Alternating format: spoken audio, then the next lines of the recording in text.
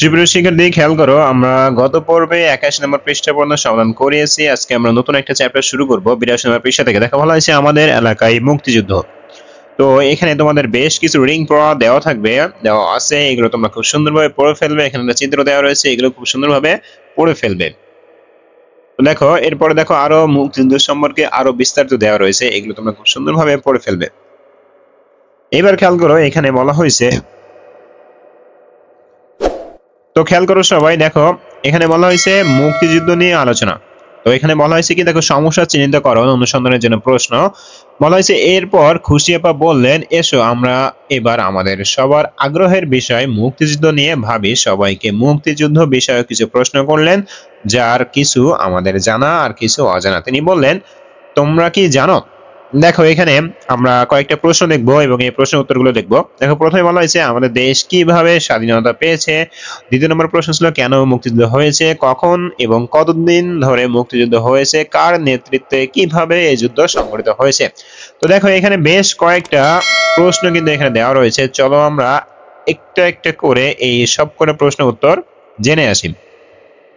খেয়াল করো, প্রথম দেখো দিয়েছি যে আমাদের দেশ কিভাবে স্বাধীনতা পেয়েছে। তো এখানে দিয়েছি দেখো 1971 সালের মুক্তিযুদ্ধের মাধ্যমে আমাদের দেশ স্বাধীন হয়েছে।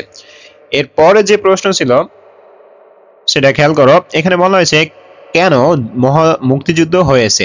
তো দেখো এখানে দিয়েছি দেশকে পাকিস্তানের শাসন শোষণ থেকে মুক্ত করে স্বাধীনভাবে চলার অধিকার নিশ্চিত করার জন্য মুক্তিযুদ্ধ হয়েছে।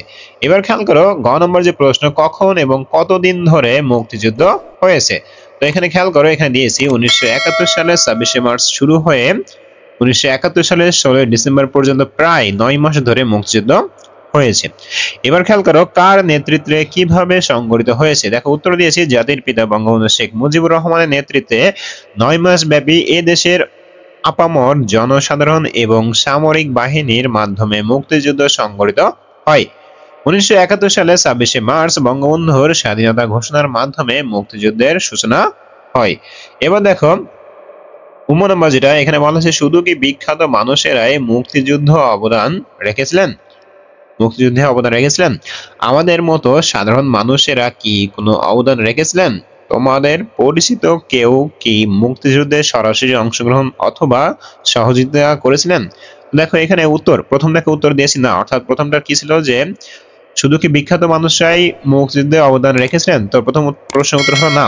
এরপর দেখো প্রশ্নের উত্তর বলা হয়েছে যে আমাদের মতো সাধারণ মানুষরা কি কোনো অবদান রেখেছিলেন। তো দেখো শুধু বিখ্যাত মানুষেরাই অবদান রাখেনি, আমাদের মতো সাধারণ মানুষরাও অসামান্য অবদান রেখেছিলেন। মুক্তিযুদ্ধ হলো মূলত সাধারণ মানুষের অংশগ্রহণে সংগঠিত যুদ্ধ। আমার দাদু মুক্তিযুদ্ধে সরাসরি অংশগ্রহণ করেছিলেন। এখানে তিনটা প্রশ্নের উত্তর একসাথে আমি এখানে দিয়ে দিয়েছি। এরপরে দেখো বলা হয়েছে করলে কি ধরনের ভূমিকা রেখেছিলেন। তো এখানে দেখো একটা 4 নম্বর যে প্রশ্নটা, এখানে বলা হয়েছিল যে করলে কি ধরনের ভূমিকা রেখেছিলেন, অর্থাৎ মুক্তিযুদ্ধে যদি আমাদের পরিচিত কেউ অংশগ্রহণ করে থাকে তাহলে কিভাবে আসলে এটা ভূমিকা রেখেছিলেন সেটা। তো দেখো এটার উত্তর আমি দেখাচ্ছি। আমার দাদু তখন 8ম শ্রেণীর ছাত্র ছিলেন।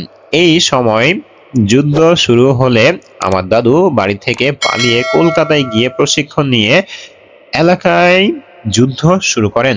তিনি বীর দর্পে শত্রুমুক্ত করতে সম্মুখ যুদ্ধে অংশগ্রহণ করেন। একদিন শত্রুর গোলার আঘাতে তিনি তার একটি পা হারিয়ে ফেলেন। যুদ্ধের পর তাকে বীর মুক্তিযোদ্ধা খেতাব দেওয়া হয়।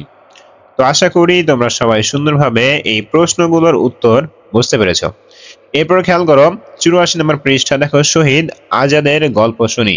তো শহীদ আজাদ যে ব্যক্তিরা ছিলেন তার এখানে গল্প দেওয়া রয়েছে, কিভাবে কি করছেন না করছিলেন। ঠিক আছে, তো এগুলো সুন্দর করে তোমাদের কি করতে হবে, পড়ে ফেলতে হবে। এগুলো সুন্দর করে তোমরা পড়ে ফেলবা।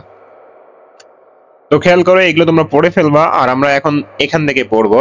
এখান থেকে না পড়লে আমাদের পরে যে প্রশ্নগুলো দেওয়া রয়েছে এগুলো আমরা বুঝতে পারবো না।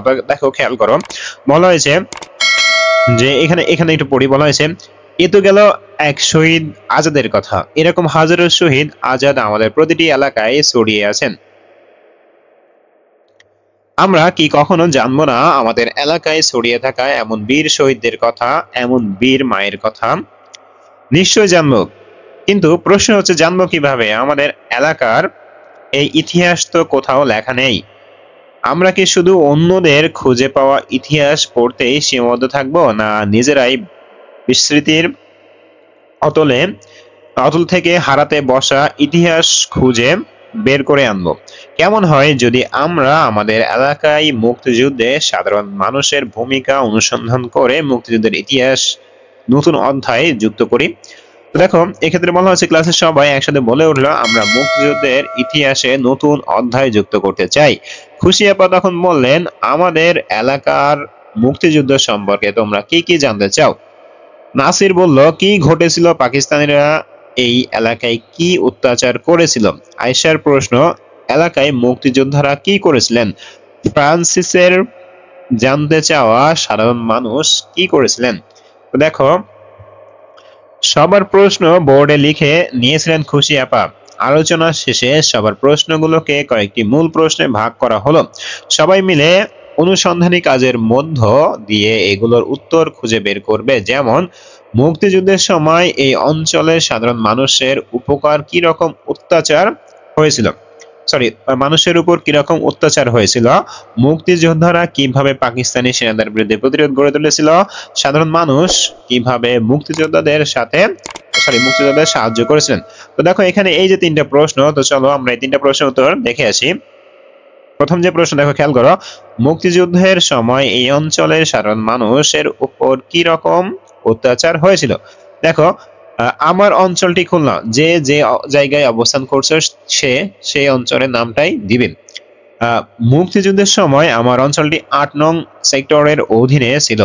এই অঞ্চলের সাধারণ মানুষের উপর পাকিস্তানি বাহিনী নির্মম অত্যাচার চালায়, বিশেষ করে পাকিস্তানি প্রশাসনের রাজাকার বাহিনীর নির্যাতনের সব মাত্রাকে ছাড়িয়ে যায়। দ্বিতীয় নম্বর যে প্রশ্ন, দেখো বলা হয়েছে মুক্তিযোদ্ধারা কিভাবে পাকিস্তানি সেনাদের বিরুদ্ধে প্রতিরোধ গড়ে তুলেছিল?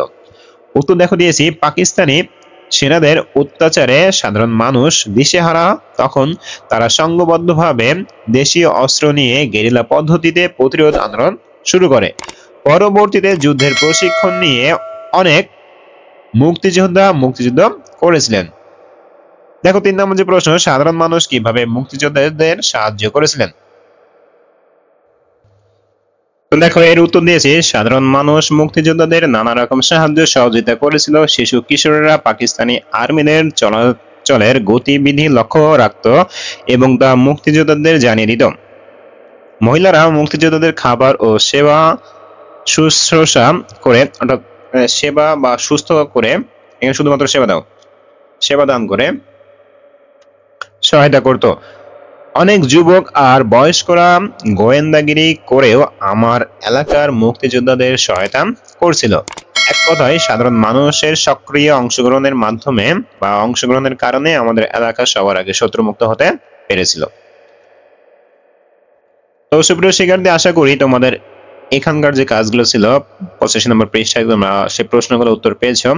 এবার আমরা দেখো, এরপরে বলা হয়েছে প্রস্তুতি, দল গঠন ও কর্ম পরিকল্পনা নামে এখানে বেশ কিছু তথ্য দেওয়া রয়েছে, বেশ কিছু রিডিং পড়া দেওয়া রয়েছে। তোমরা সুন্দরভাবে এটা কমপ্লিট করে পড়ে ফেলবে।